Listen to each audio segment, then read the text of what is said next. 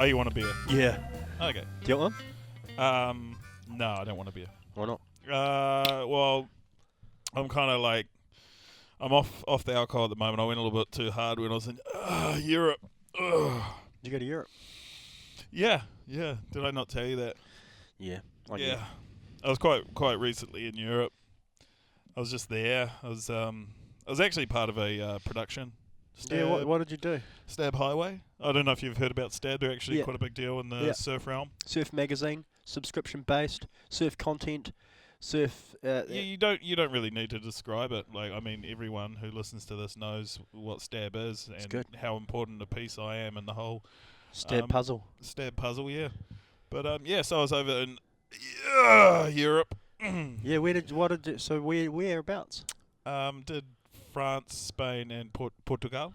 And is it like a TV show, a content show that you made with Stab, or what did you do? Well, it's called Stab Highway, and it's pretty much just 4 teams of 4 surfers in each team, and we travel around doing all this stupid shit. Fuck, cool. Yeah. So you went. Who was in your team? Well, I can't say yet. I can't. Oh. I can't talk about this because it's not. It doesn't come out for another couple of weeks. 3 they're weeks. saving that. They haven't even dropped it yet. No. Oh, No. so the powder's still. We're trying to keep it The dry paint's here. still wet, mate. The paint's still wet. Okay. Yes, but so yeah, that led me to Europe. So that's where I've recently been, and that's kind of been consuming my life for the. When did I get back? 3.5 weeks ago, I think, something like that. What 3.5 happened? weeks. What happened that you can tell us about when you were in Europe? Well, like I said, I probably went a little bit too hard on the alcohol, so that's why I'm not drinking anymore. What were you drinking every day? I think so. Yeah, I actually got gout over there. That was because you drank very too much. unfortunate. Yeah, it was just the combination of drinking too much and all the rich foods, and then also my genetics being terrible. So it was just that whole perfect storm. Just the amalgamation of horrible shit really entering my body, and then gout kind of fired up on the first day. And what is gout? Is that in whereabouts in your body? I got it in my foot. Yeah. And then later on, I think on about day 6, day 7, I got it in my elbow. Yeah. Fuck, they're 2 bad places to get it. Elbow, well, right on the hinge. Yeah, all parts of your body are pretty bad to get gout in, but the elbow, like luckily it was my left.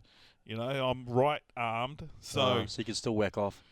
Yeah, not that I did, because that's for devil worshippers. But I still had mobility in my right arm, so that was all good. But I mean that's what happens when you go to Europe. Like the food is extremely rich. Like you have croissants and escargot in France, and then in Spain you have like all the pinchos and things like Lots that. of people have been to Europe though. You're not that many, not as many as you'd think. Well, I've been to Europe. No, you haven't. Yeah, I went 3 years ago, maybe 4 years ago. Yeah, but that doesn't really it's changed so much since then. It's a lot. I mean, all the buildings and shit are like thousands of years old, but like just the culture has changed a lot in the last 3 years.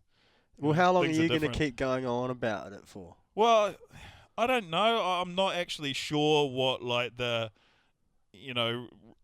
acceptable period of time from when you can say that you've recently been to Europe, how long you can drag that on for, whether it's like like New Year's, like how long do you say like, oh, Happy New Year's to people after New Year's? Like, is there a set time on that? Obviously at some point you have to give it up. Like I stopped saying Happy New Year's around March, April, like to people that I haven't seen. Like if I've seen people within that time frame, March, maybe, April, February. Fuck, you're hanging on to that.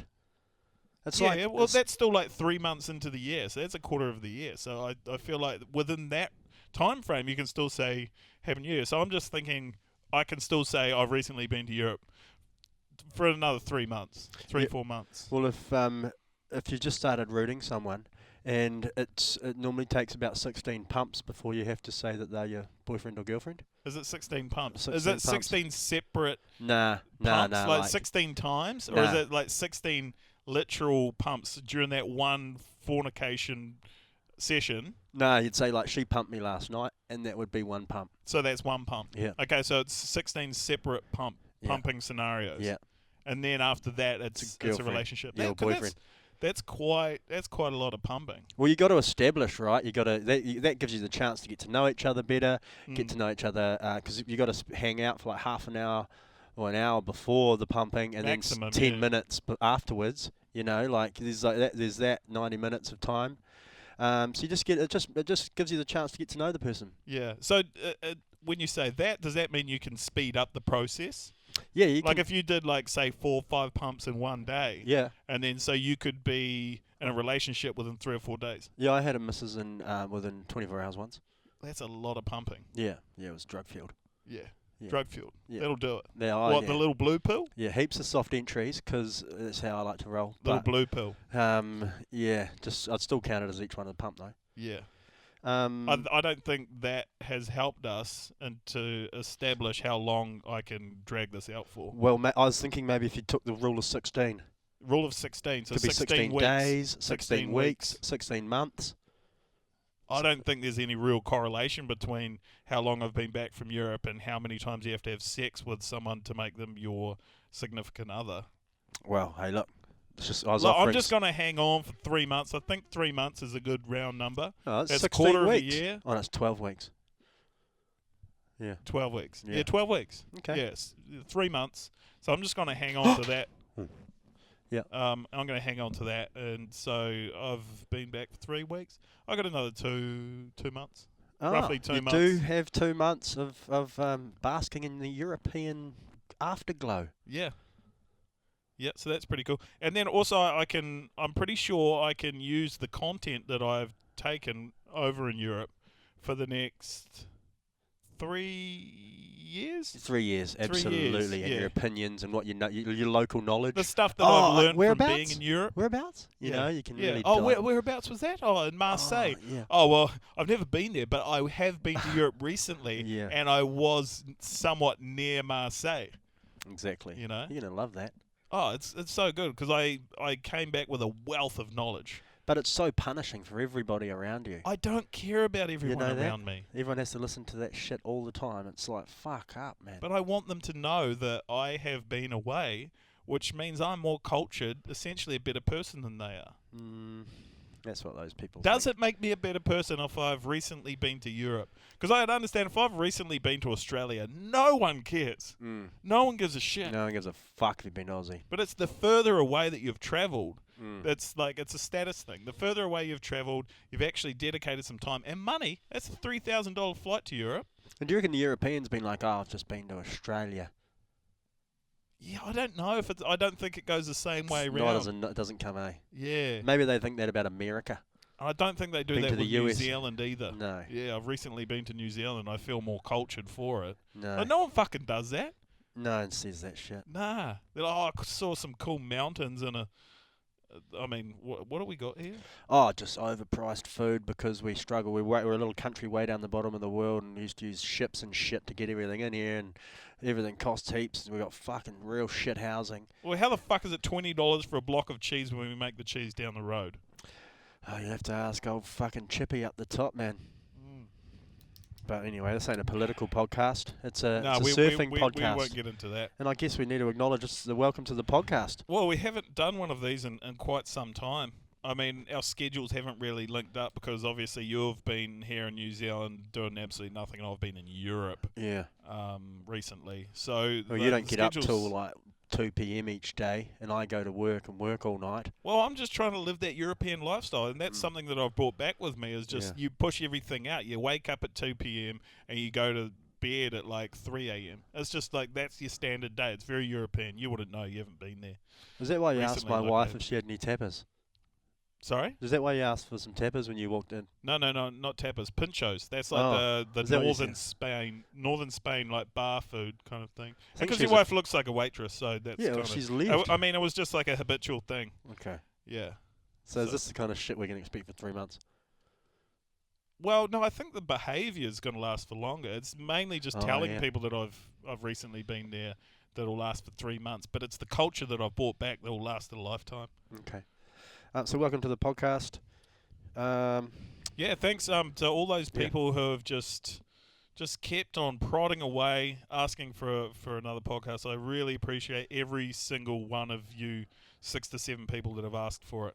So we're back, and I'm not sure how long this is going to last for. Yeah. But hey, fuck it, we'll give it a go. Hope you enjoy it. On the agenda today, first thing on the agenda, you want to talk about kookism.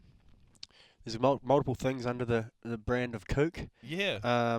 Where would you like to start? Well, there was something that I wanted to bring up and talk about, and it's something that I really don't understand because I'm not a kook, No. and we'll get to this other point, but I'm not sure if I've ever been a kook. But we'll get to that point after Surely. this first point. But the whole thing with kooks, I don't even know if I should say kooks, but shit surfers, they really put an emphasis on wave count and the amount of waves that they get. Or how many waves you get? Yeah. Yeah, on wave count. That's what I've noticed via social media, because that's the only way I actually interact with shit surfers or kooks is via social media, because I'd never fucking go anywhere near one in real life, IRL. But they really put an emphasis on wave count. That seems to be a really big thing for them. Because you can kind of measure how well you're doing, like points in a basketball game or a pace on a track. I can sort of say, I got 3 waves today. If my brother asks, how many waves did you get? 3 waves? Sort of gives you an idea of how shit you were. Well, not really. I can see the point in saying, oh, I caught a whole bunch of waves, but surfing is more about quality over quantity. You could go out and catch, half a dozen, like shit little, like whitewaters or something like that. Or you could go out and you get 2 6-foot tubes. Yeah, well, that's normally the follow-up question. So if someone asks me how many waves you get, I'd say 4 waves. Any of them good? Is normally the next question. No, but we're not even talking about no. the next question. We're talking about that first question. Why is there such an emphasis on wave count? Because it gets you to lets you talk about surfing like you're a surfer without actually admitting that you didn't actually catch any good waves. I think that these people, I'm not going to call them kooks, these fucking horrible surfers, they don't actually know what it's like to be a surfer. So they think that maybe the good surfers are worried about wave count, and that's maybe something that we talk about, which is not a thing at all. I've never talked to any of my friends and been like, hey, how many waves did you catch today? Never in my fucking life have I talked about how many waves that I've caught or asked someone how many waves they've caught. It's just completely foreign. It's like it's some other realm. I'm not part of this culture. That's what it feels like. I feel like there's a subculture to surfing where all the shit surfers like kind of hang out and they talk about how many waves they've caught and what kind of accessories they've recently purchased. Oh, there's heaps of like them, surf nerds. Like that's a fucking surf nerd thing to do. Yeah. Okay. Well, it's. I don't have the answer for you, and I must admit I do that a lot. I fit straight into this bracket. Yeah, but do you count your waves? Yeah. No, do you really though? If you ever surf, which you seldomly do, Yeah. do you come in and you be like, oh, you're writing your little journal? Because I guarantee you, these fucking surf nerds, they have journals where they write down the surf conditions and how many waves they caught, thinking that this is going to make them surf better. Do you know how many people I know who do that? How many? None. Because I hang out with good surfers, and good surfers don't do that shit. Good surfers just go surfing, have fun, catch your waves, and then go the fuck in. Yeah. You know, oh shit, how many waves did I catch? Like, well, how are you even supposed to count that? Do you just notch it on your wax? So what's the better thing for kooks to do? How can they get better? Should they just shut the fuck up? I think they should shut the fuck up. Yeah. Like, I think the very first step would just be shut the fuck up. Don't count your waves, because that's stupid. Because that's taking your mind off the important things in surfing, which is just the surfing part of it, So what kind of things can they focus on then if they're going out and they want to achieve a goal out there today and they're taking it as maybe a bit of exercise as well as they're looking to improve, and it's not so easy just to have fun all the time if you're not as naturally gifted as you are. So what is something that they might be able to focus on? Or are we getting a bit too surf coachy here? No, I think it's good to try and educate surfers in any way that we possibly can. I think just stop counting your waves and maybe start Counting your pedals. No. 1, 2, 3, I was going to say, just give yourself a rating. Maybe rate yourself. You know, did I have how much enjoyment did I have out? Did I have 3 stars? Did I have 4 stars? Come up with a rating system. Was it a 5-star? Because like that's what surfing's about. It's not about ticking boxes. It's about going out there and enjoying yourself.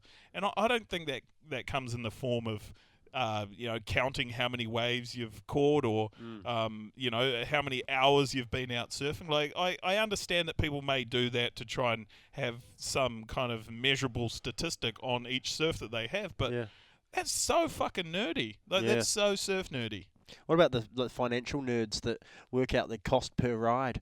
Have you seen them? Yep, that's the same sort of shit. That's something that surf nerds would do. I got 4 waves today. I brought my board for $750, 4 on the total now. I've got 16 waves. So all up, I'm spending about $13 a ride. Not bad. Yeah, no, there's people who do that. There's people who break down all the numbers that they possibly can.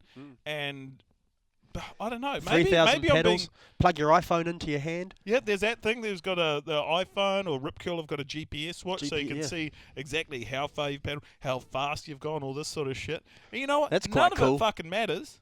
None of it matters. Bit of pace though. Yeah, but you're going to be doing that shit anyway. Yeah. But you don't have to guess how fast were you going. But no one asks. Are you allowed to ask that question? How fast did you go? No, or how fast were you going on a wave? It's just like, it doesn't matter. Yeah. You can go as fast as you want. If you don't fucking do anything, what's the point? How deep was your duck dive? How deep was it? Well, did you get was under it effective? Yeah. Hey. Yeah. Was it effective? No. Oh, how fast did you go? Oh, did you do anything? I got dragged backwards 3 meters and then tombstoned a little bit. Yeah. Nah, it's just the whole numbers game. Yeah. It's very kind of aspy, you know. Yeah. Okay. Very aspy. Okay. And so I don't mean that in a derogatory term, how you use the word Asperger's. I mean that in like a very kind of calculated way. Yeah, brain like the energy, how their brains tick over and they're like very like Rain Man-esque. Yeah. Very Rain Man-esque. Yeah. Okay. Well, we can look to improve our Kooks style there, I guess. I think I need to drop that. Yeah. And which leads me on to the other point that I had is when do you become a kook? Or no, what was it? It was like, is there such thing as a child kook? Well, what is a kook? I guess we need to work out first. A kook. Well, not really. We know what a kook is. A kook is someone who can't surf for shit. Okay. Oh, we'll just put it at that. So that's can easy. An 8-year-old be a kook? Yeah. Can an 8-year-old child who has just begun surfing, can they be a kook? Can you call a kid a kook? I don't think so. I think kids are allowed to be kids and try learn surfing and without any sort of... Or is kook a bad thing? Well, it doesn't really have a lot of positivity surrounding that term. So you don't want to be a kook? Ideally, you don't want to be a kook. Even though if you just start surfing at 24, you're a kook. You're labelled a kook yes. without choice until you can prove you're not a kook. That's it. You start from the bottom, and the bottom is kookdom. So am I a kook? Yes, you are. But we've been surfing together. You've seen me catch a wave. No, but you're still a kook. Oh. You're a full-grown adult man, and you can't surf for shit. So that means you're still a kook. Okay. Yeah. Okay. All right. But what I'm saying is if you were at this level, but you were, say, 9, 10 years old, would you still be considered a kook? I'd be the best surfer in the class. You would be, even though you had, well, actually debatable. Probably not. Even though you had the exact same skill level. Nah. I think I'm free to be a surfer at 9. You're free? 13. 4. Probably more 16, man. Is it when you hit adulthood? Like virginity. When you turn 18. When you turn 18, does that mean you're legally able to now be a kook? If you're not surfing well enough at the age of 18, you're a kook because you've reached adulthood. Yeah, let's let the teenagers. Is it 18 or is it 21? No, I think 21's too old. No, but 21 because I guess it depends what country you're in. In the States, they like to push things out. Yeah. Like obviously, you can go to war at 16, but 21 you got to drink. You can drink. Yeah. Yeah. So is it like 16 you're a kook or is it 21? Well, how old were you when you first had your first pash? Probably like 24. 24. Yeah. So that's when... With a girl. With a girl. Yeah. 25. 25. 25. So that's too late. That is too late, yes. But I was more meaning that's, if you think about people again, they start maturing into adults when they start puberty, start getting sexually active, start pashing with their tongues. Then that's normally around 13, I think. So that's maybe where I thought maybe kookism could start, when they start wanting to naturally be adults. Oh, look at you, flirting with me. So yeah, but maybe you're ready to be called a kook because you want to play with the big boys. No, but by that that age, you still Puberty. you have those like through puberty. Mm. You have those, but you still don't have the mental stability to make Yeah. decisions. That's why it's illegal. Yeah, and so when you're an adult, you have a more mature brain, so you can make decisions like, Okay. should I continue surfing even though I'm going to be shit at it, or should I just give this up because I'm actually not going to be any good at it because I am just a kook, you know? Okay, so what age should you become I think then, I like to stick in line with the human body anatomy. I'm going to go 16 then. 16? Yeah. I think 16's too young. I'm going with 18. I think in New Zealand, 18 you can legally vote. Yeah. And I think if you can legally vote, then you should legally be deemed a kook if you still suck at surfing at the age of 18. But if you're under the age of 18 and you suck at surfing, you're just a kid trying to learn to surf. And good on you. Yeah. Okay. No, I agree. 18. 18? Yep. Yeah. I think we can agree on that. So if you're older 18 and you suck at surfing, you're a kook. Yeah. Okay. But if you're under 18, 17, You're just a surfer. you're just a young surfer. Maybe not that good. You're just a young surfer who's trying to improve.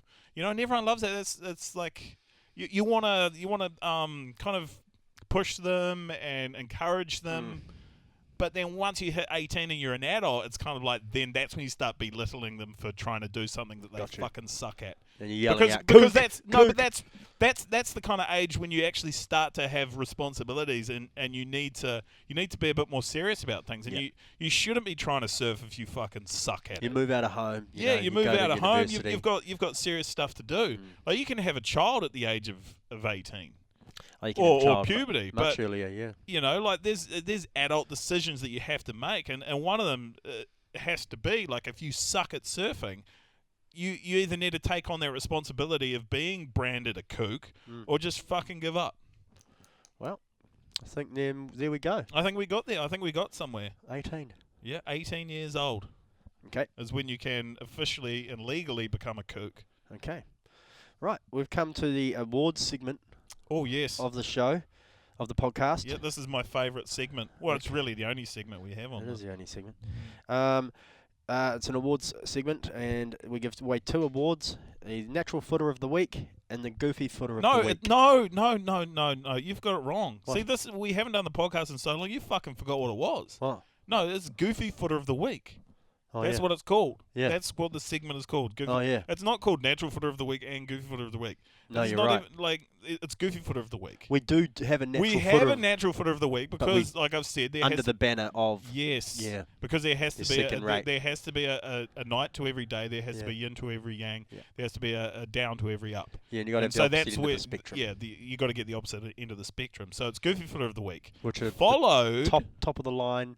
the best, just absolute like a Premium. godlike deity figure, Yeah. someone who's just excelled in whatever it is that they've done. Basically, the sun shines out their ass, just you know. Yeah. And they got wonderful bodies, perfectly shaped nipples normally. great coordination. Yeah. Yep. Scent, just musky, beautiful odor. And so this Goofy Footer of the Week that we've chosen today is none other than the outgoing, or not outgoing, what do you call it? The ex-CEO of the World Surf League, the departing CEO, Eric Logan. Eric Logan. Yeah. Have you heard of him before? I know. I just saw the headlines around WSL parts ways with CEO. Yeah. So why?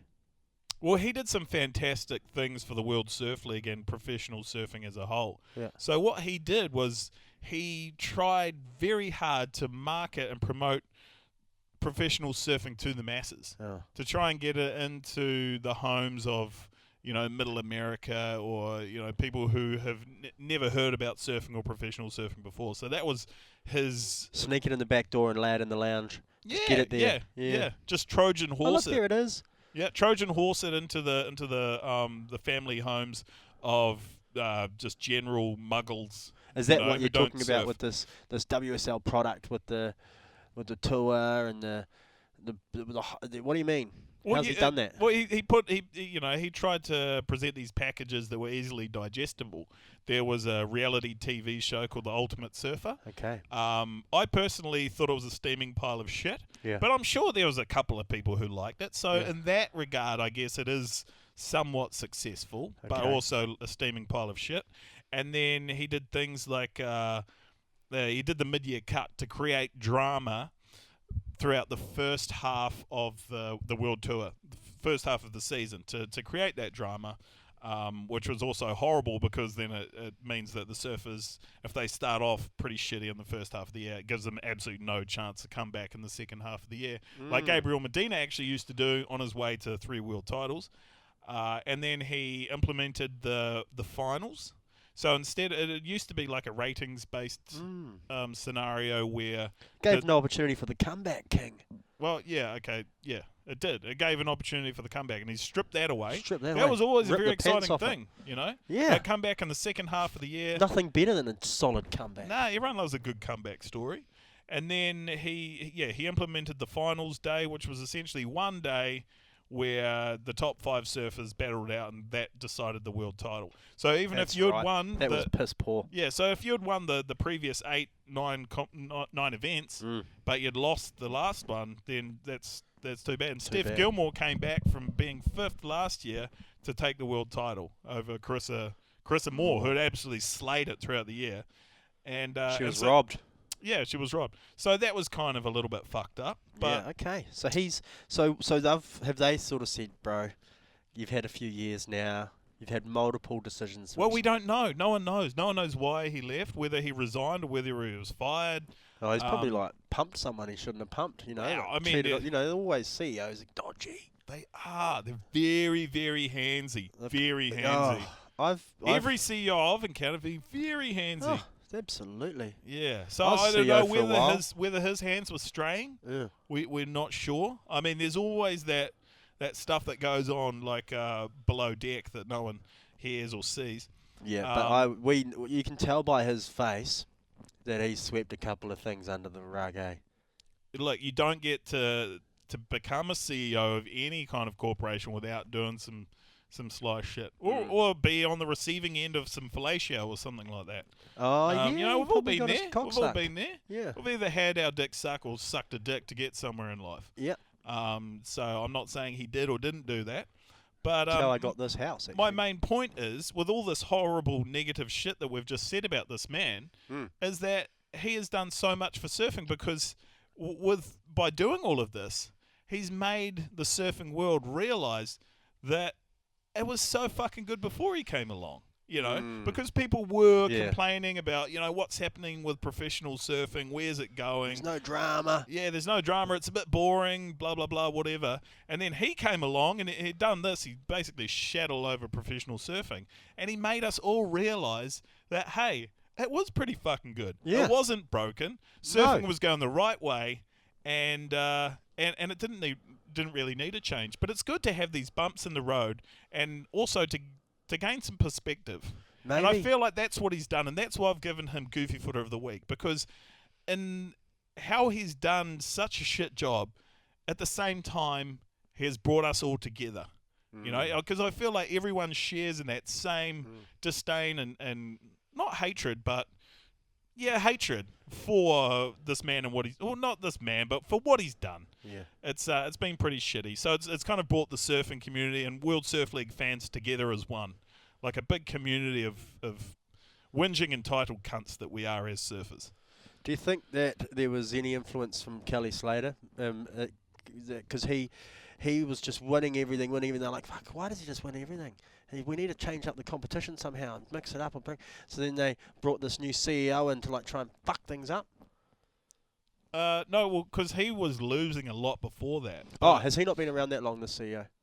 Maybe 4 years. Ah, okay. Yeah, Sorry. maybe 4 years. I thought he was like 10 years deep. I think also Kelly Slater's 51 years old, so the whole age thing comes into play. But there's actually been rumours swirling around that Kelly Slater was going to bring the ASP back, the Association of Surfing Professionals, because a lot of people think like, I like to call that the ASP. yeah, you would, but a lot of people think that the WSL like just devoured the ASP and kind of took over what the ASP was, but it's Kelly Slater's had the rights to the ASP ever since the It's never gone anywhere. Yeah. No, he's had the rights to the ASP ever since the WSL took over, and he's had the password to the website. He's got it in his crypto wallet. He's got all the So passwords. he can log in anytime. He can log in any time and just kick the ASP back into gear. And he's I actually had a look the other day at the ASP website, and he's disguised it as some like what is it? It's medical sterilization products. Good on him. And see, that's how you go stealth. Sterical metallization. Yeah. Medicalization. Sterilizing medical tools. Medical shit. And I mean, if you go asp.com, because that's just cleaning evidence, is all that is. Well, Sterilizing it's tools. definitely like some kind of smoke screen for what he's got going on. Because like, if you looked at the ASP a few years ago, to be like, okay, it was all very surf based, but now it's just purely like medicinal instruments being sterilized. So there's something going on there. I'm just hoping Kelly Slater brings the ASP back. Yeah. Hires the right people. I think he could overthrow the World Surf League and bring the ASP back into play. So I mean, that's what I'm hoping for, and I think that's going to happen. Kelly Slater's ASP tour. Yeah, it's the ASP, Association of Surfing Professionals. Do you have any? And I'd appreciate it if you just treat it with a little bit more respect. I am. I love it. Natural footer of the week, because you got to have Goofy footer's the top.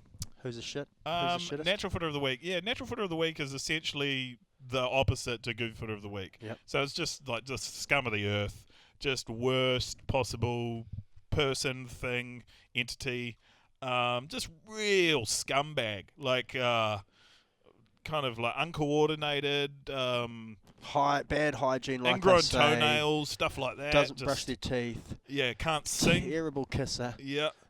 Reads the newspaper. Digitally stimulated themselves before they, showered. What? Digitally stimulated themselves before they showered. Well, you don't do that before. Like if you're a male and you're going to digitally stimulate yourself, you do it after a shower. Digitally stimulated.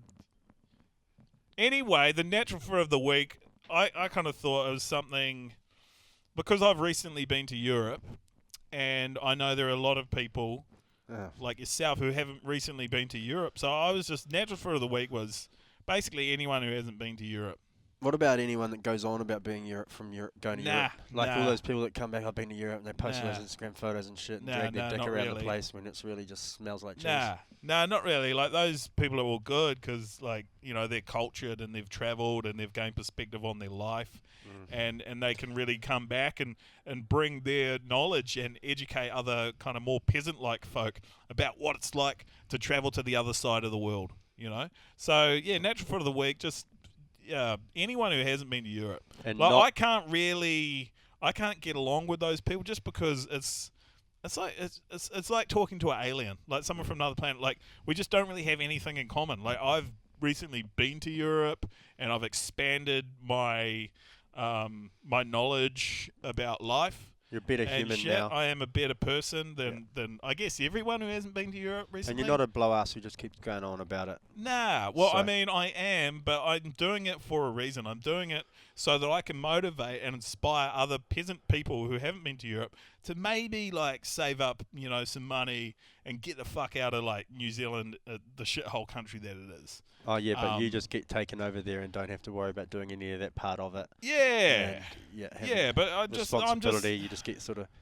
Yeah. Okay. Yeah, I'm just trying to inspire people. That's all. They're the natural footers. They're the natural footers. Yes. Yeah, they're the natural footers. So they need to step up their game and be better people by leaving this country and going and just broadening their horizons, doing some wanderlust, some travel. Okay. So I'm just trying to just inspire people. Well, you mentioned on your Instagram channels that in the podcast today you wanted to talk about surf fashion. So, well, I did. It's only because I've been in Europe, and over there it's the opposite of what it's like in the southern hemisphere. Over there it's summertime. Yeah, that's and I was surfing in board shorts. Oh, that would have been nice. It was actually really delightful. I mean, you should a try rash? it sometimes. Yeah, well, that's where I'm getting to with my point is that I got a knee rash. Oh, because my board shorts were too short. So I was getting rashed up on my knees. Not the kind of rash up on the knees you get from sucking having a other massive penises. Oh, okay. I knew that you were going to say something about fellatio, so I thought I'd just beat you to the punch. But I was getting knee rash from the grip pad on my board, which made me think about the glory years of surf fashion, which was obviously like the early to mid 2000s when board shorts were down to the middle of the shin. Yeah, yeah. Do you remember, long, those baggy shorts? Yeah. They were fucking weird, They, but great, or...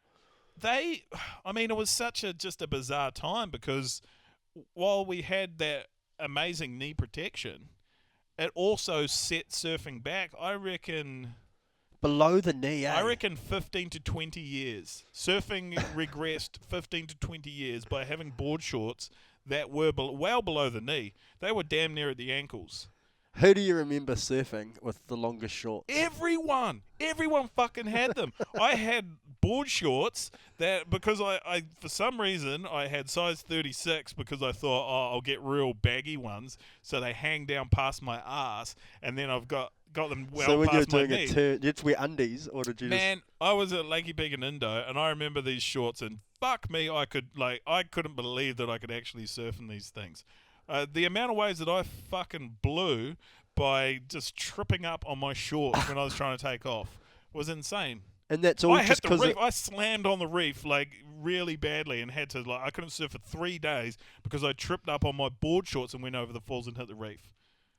Okay, and this was when? Mid-2000s? Yeah, this was like early 2000s, mid 2000s. Man, I need to drag up some of the footage and the photos because it was fucked up. But I reckon it set surfing back at least 10 to 15 years. Because the 90s were cool. Surf fashion was kind of big brands right in the middle of your chest, which is actually back in fashion now. Yeah, 90s has come back. It's having a resurgence. There was some brands like Cuda Lines. Remember them? Mambo. And then that was, and they were a good length boardy. Even a bit shorter up the thigh, maybe earlier. They were. I mean, the early 90s, High thigh. we were wearing board shorts the same cut, the same length as what we are now. Yeah. Because it made sense. And then it went that's when it went big. What was the trigger there? It was Limp Bizkit. No, I think it was something to do with basketball. Oh, the whole 90s. it was the whole hip hop culture kind of influenced surfing in a roundabout way because all the whole urban rap culture, all that was very popular. It was baggy jeans, baggy shorts, everything was extremely baggy. So that found its way into surf culture, and that's how we ended up with all this baggy shit. So would you wear, with your baggy board shorts, would you wear your undies?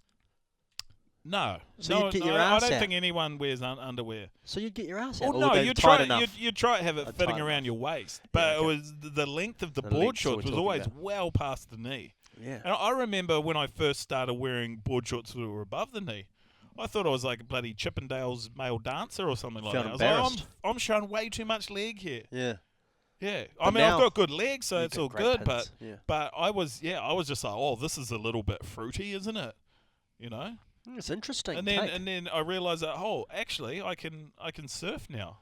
And you think I'm not getting my toes caught around the cuff of my shorts. And so there was a whole group of surfers in that era that might have been 17 to 25 at that time that could have been so much better and progressed much faster had they not been lassoed by their baggy pants. Yeah, absolutely. And I mean, who would have been the world champ at that time? Surfers persevered through it and made it through if they their were era. already good.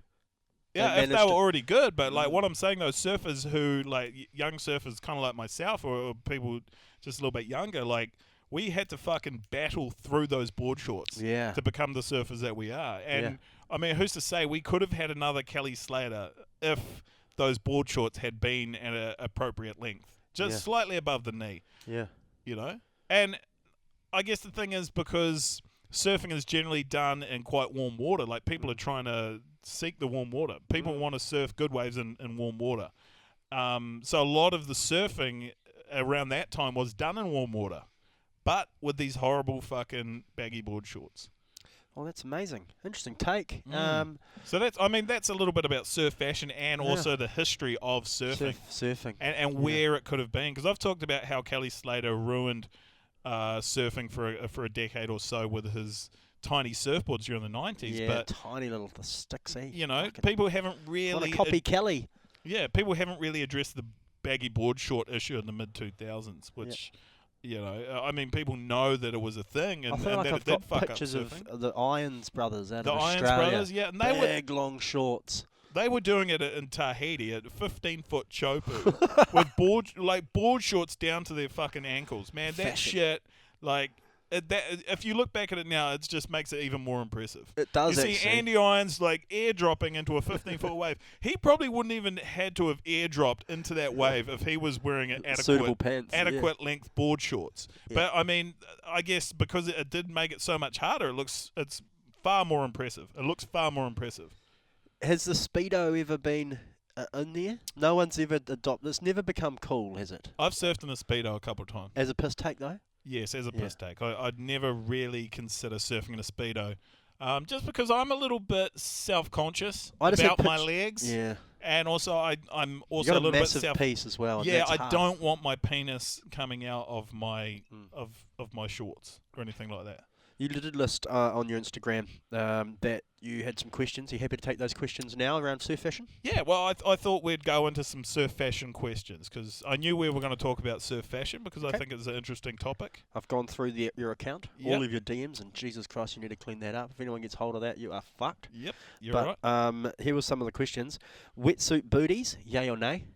Okay, so this was interesting because I asked about surf fashion, and then someone said wetsuit booties, yay or nay. And that doesn't even come down to fashion at all. That's not even fashion over function. That's purely function. Wetsuit booties are to keep your feet warm. And getting cut? Maybe Well, if you walk yeah, out but, on a reef? but mainly, okay, they're either for reef booties, and if you wear reef booties, you are a little bitch. But they are to keep your feet warm. Like you wear them in winter time because if you don't wear booties in the below 15-degree water temp, your feet will like lose all blood flow pretty quickly, and they will turn into what feels like bricks. So you want booties if it's cold. Otherwise, it's practical only. Don't wear them for It's just fashion. practical. You do not wear booties for fashion. If you're wearing booties for fashion, just you've got some issues that you need to work out. And don't wear them if you want to just protect your feet on the reef. Also, don't do that. Yeah, don't do that because it just looks weird. Yeah, okay. That that part's fashion. Yeah, that's more fashion, I guess. So no. Yeah. But then if you do, because I actually used to wear them until I was about... Shit. No, I think I wore them when I was 17. When I was 18, I stopped wearing them because I thought, shit, I might turn into a kook. Yeah. Like, I'll look like a fucking kook. I'm 18 now. I have to actually think about looking like a kook. You must have been under a bit of coolness pressure growing up in Raglan, being a good surfer, because Raglan's so famous for surfing. And what do you wear? You must have had a lot of debate in your mind. I don't know if you've ever been to Raglan and seen what people wear there, but there was no problems whatsoever about what I was wearing. Oh, okay. I never had to worry about any of those kind of pressures because everyone there dresses like hobos, Right. so there was no problems. But So yeah, it's like not I was the mountain saying, where it's real cool. yeah, it's not like the Mao is full of fucking hipsters and that. Nah, Yeah. but like what I was saying is like when I was 17, I remember I was in Bali and I was surfing like Bingen and some of those reefs. And I'd wear booties because I was just like, oh, I don't want to hurt my feet on the reef. And then once I hit 18, like we were talking about before, about like you can be a upcoming surfer and Gotcha. you're not a kook. But Yep. I hit 18, I was like, fuck. If I wear booties now on reef, I'm going to be a kook. I'm challenging. Yeah, you're going Yeah. to go in kook status. Okay, Yep. sweet. Zinc on your face, yay or nay? Once again, that's not fashion. That's Some people wear that for fashion. What if you're wearing do it to they? look like a cool I don't surfer? think anyone wears that for fashion. Apart from Australians, I've noticed Australians wear Australians a pump the lot. zinc. They really wear a lot. They look like the Kardashians, actually, a lot of Australians. The They go amount so hard, of yeah. like foundation-looking shit that they put on their face. But I guess they're out in the sun all the time. We don't Yeah. have to worry about that so much in New Zealand because it's overcast 368 days of the year. Yeah. So I guess for Australians, they do have to worry about that. But I think zinc on the face, like just do whatever the fuck you can to protect your face from the elements. So zinc, whatever, man. Well, like wear an entire face mask. It doesn't really matter. Crocs. Just don't get sunburnt. Sorry. Crocs? Crocs. Crocs on surfers? Crocs Have on surfers. Crocs look fucking stupid. They do. Yeah. I will admit that, even though I wear Crocs basically every day. Yep. But they look fucking stupid. Yep. They do. They're this hideous looking clog. So But- your answer to that is Crocs, yes, but they look stupid. You Once got to again, know that. No, once again, Crocs are not a fashion statement. They are purely functional, just like the last two things. Zinc, booties, and Crocs, they're all about function over fashion. Okay. So if you want to wear or use any of those things, just do it. But just know that when you do wear those things, you will not look trendy. Okay. Another yay or nay. Long sleeve rashies. I don't even know if... I guess people still wear these. I haven't worn a rash shirt in a long time. I'm just opposed to anything that's kind of fitting, like spandex or something like that. You just wear a t-shirt when you're in warm water. I just wear a t-shirt, yeah. What do you wear a t-shirt for? I just like it loose fitting. So that you're sun protected on your back? Yeah, for sun protection. Yep. Not to be cool? Nah, not to be Is cool. there a little bit about it that's cool? Not really. I just don't really like wearing something that sticks to my body. But a wet t-shirt, a baggy wet t-shirt, otherwise- it's hard to, like, it does stick, No, it doesn't. doesn't it? No, it doesn't stick. Well, otherwise I'd be wearing fucking tight bloody shorts, wouldn't I? So it doesn't, like, flap and, like, get caught Nah. up around your arms? You don't even notice it? If you're wearing a really baggy t-shirt, yeah. But that's why I usually wear a t-shirt that's like a size smaller. Do you really? Yeah. So you'll wear a large Yeah. I'll wear a Surfing. large t-shirt, to surfing, protect yeah. yourself. So, okay. Interesting. Yeah, but by your theory, you're saying, okay, I might wear a well- large t-shirt when I go surfing now. No, but like I don't wear rash shorts, do I? No. No. That would be funny. Yeah. Under your boardies? Some people do that. They wear like wetsuit shorts under their boardies, Mm. which I think that's kind of fucking stupid. If you're Why gonna do wear you wetsuit shorts, just commit to wearing wetsuit shorts. Is that You to don't kind need of to hide wear- the dick and the butt? I think it's just, well, it's Is it shame factor? it doesn't make any sense because like surfers are so used to wearing like skin tight things like a wetsuit, right? Which is all cock. Yeah, Yeah. but I mean, Sorry, that's just all I see. but that's why it's nice to wear board shorts because it is free flowing. You let your genitalia fly. Yeah, that's right. Yeah. Okay. Well, so long sleeve rashies. What's your answer? Practical. That's the. Yeah, they're practical. Yeah. They're practical. I mean, they look. I mean, I wouldn't wear one because I Yeah. just wear a t-shirt. I just Yeah. don't like the tight the fitting clingy. So each rash to their shirt own. thing. Each to their own. But No I, diss. again, yeah, no diss. I just think there are some things in surfing that have great function, and they look shit. And I think rashies I'm one of them. fall under that. Hmm. They fall under that category. Okay, here's a not yay or nay. It's more of a proper question. Why do Why do surf brands use models for the women's clothing, but the pro surfers for the men's clothing? It's a good question. Why man. do they do that? Why do they use, when they're selling their branded clothes, they often use models for the women's clothes, not surfers, just models. And then for the men, they never use just random models. Normally it's pro surfers. Yeah, I don't know, but that's pretty shit for the guy models, you know. Like, Well, think there's- about being a there's guy two problems model. here. Is this true for one? Well, no, just think about, yeah, it's kind of true, but think about being a guy model and be like, oh, no, these pro surfers who are not even professional models. Like, they're not even good at the job. They're taking jobs away from the male models. Is And I it- reckon that's fucked. Yeah, and is it because Like, that needs to change. that the male surfers are mostly already quite hot? Nah, I mean, the I don't women think it's got surfers- anything to do with like how physically attractive like the male or female surfers are. Hold on. I just think that the surf industry and the surf brands need to actually think about, you know, the livelihoods of these, you know, professional models and shit who are just being shunned from the surf industry. You know, why? So hold on. They sponsor women surfers though all the time. These Yeah. brands. They're Yeah, no, but they sponsor the women surfers and they get female models in to shoot the catalogs and, you know, Why don't go on they the use photo the shoots, girl? but Why they don't they don't use- do that with the men. I don't know what's going on here. Yeah, well, you asked the question, right?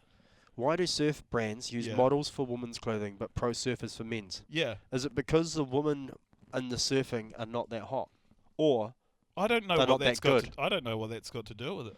well, why do they use models for women's clothing? Not Why do they use models? yeah. Well, because they've got their professional surfers, right? Yeah. Who are fantastic surfers. Yeah. And then they've got the professional models who know how to wear clothes. Like, they do Ah. it professionally. But for the men, they're just like, the brands are just like, you know what? We've already got these guys. Like, we'll just use them. You know, it's kind of like they're not even worried about like men's clothing or something. To be fair, maybe it's because of the way we consume.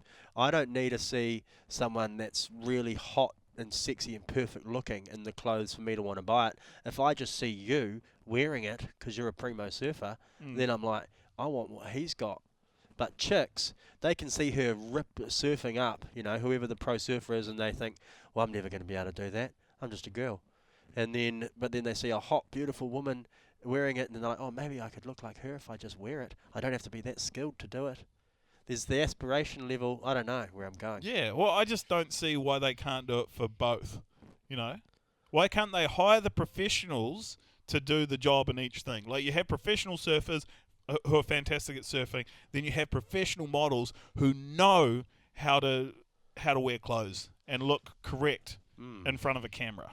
I'm just saying that maybe the surf brands need to actually think about getting some professional male models to do the men's clothing. I'm actually starting to think about the surf industry compared to a lot of other sports. The people are quite beautiful. Yeah. Across the board. Is there people out there that are sponsored surfers that are actually shit at surfing? Nah, there's no way anyone in the surfing industry would do that. That would just cheapen the whole surf industry if they were going to sponsor and endorse these athletes who weren't really athletes, who were just good-looking people. Models first. Build the athlete later. Get the canvas right. Because it's like Ed Sheeran, you know, wonderful singer, but you get a little bit unlucky with the visuals. So you're thinking that you're thinking that they didn't sign Ed Sheeran. You know? You're thinking they didn't sign Ed Sheeran or Adele for their looks and then build them into the singer that they are. With Adele, they got there eventually. Because it's hard to tell. It's hard to tell sometimes. It's a chicken and the egg, you know. It's hard to say. Did they pick Ed Sheeran for his looks and then cultivate his performances and his talent, you know, afterwards? And same with Adele. Or was he already a talented musician and then they were just like, hey, look, we're just going to promote him. You know, he's got the whole package. Yeah. He's good looking and he can sing. Yeah. Interesting. Yeah. It's hard to tell with some of these like beautiful people. Like Gabriel Medina. Which one was he first? Exactly. Because you look at him. I wouldn't know. He is like a fucking South American hunk. He is a babe. Yeah.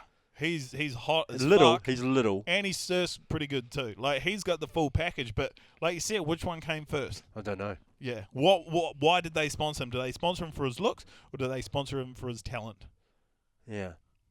Because it's hard to tell, because you don't know what goes on behind closed doors with some of these training programs and training centres that they have. Like in Australia, they've got the Elite Athlete Performance Centre, where they can just take like a hot kid and put like just any kind of like hot looking 8 or 9 year old in there, and then just kind of whack a few drugs in them, pump them, you know. Well, get them going. not to that level, but they can really push them hard. Okay. And create, I guess, an elite athlete out of a hot kid. Good enough. Yeah. Because all you need is some Instagram shots. You don't have to. Like, I mean, that's the thing. You don't have to be the upper level. Like, if you build your profile and your brand, then that's going to take you a long way.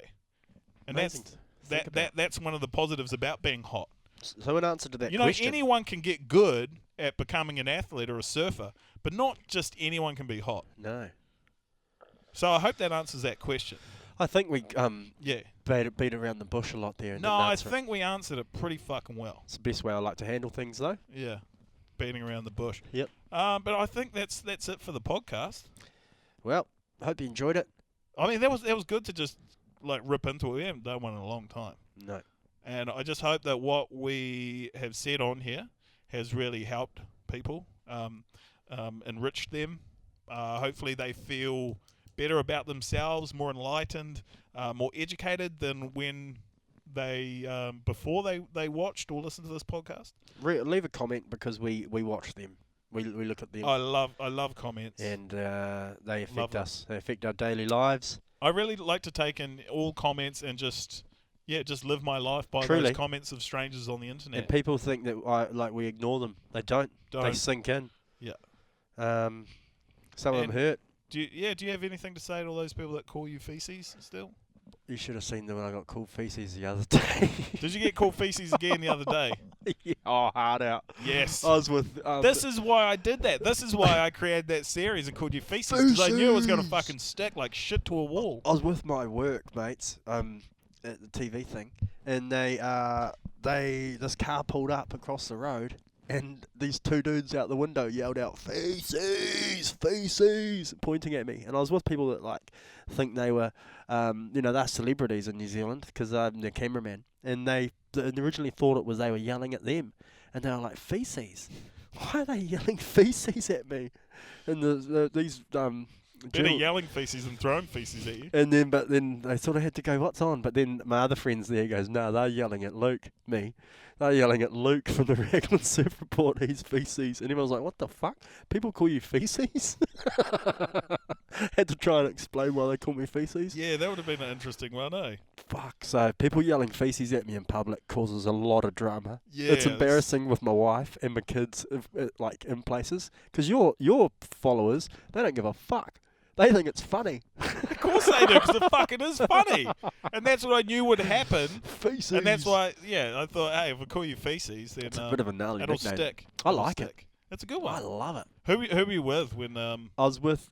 Well, gee, I feel bad saying their names. They probably don't watch it. Oh, okay. Yeah. They were just standing on the side of the road. People wouldn't know them unless they're New Zealand. From New Zealand, yeah. New Zealand TV. But they're standing there. We're outside the TV studios because I'm a cameraman for their TV show. And Feces. Feces, yeah. That's fucking good. Yeah. Yeah, I just get Raglan. People just call me Raglan. Raglan, do they? Yeah. Do they? Do you get yelled at? Yeah, I get called Raglan.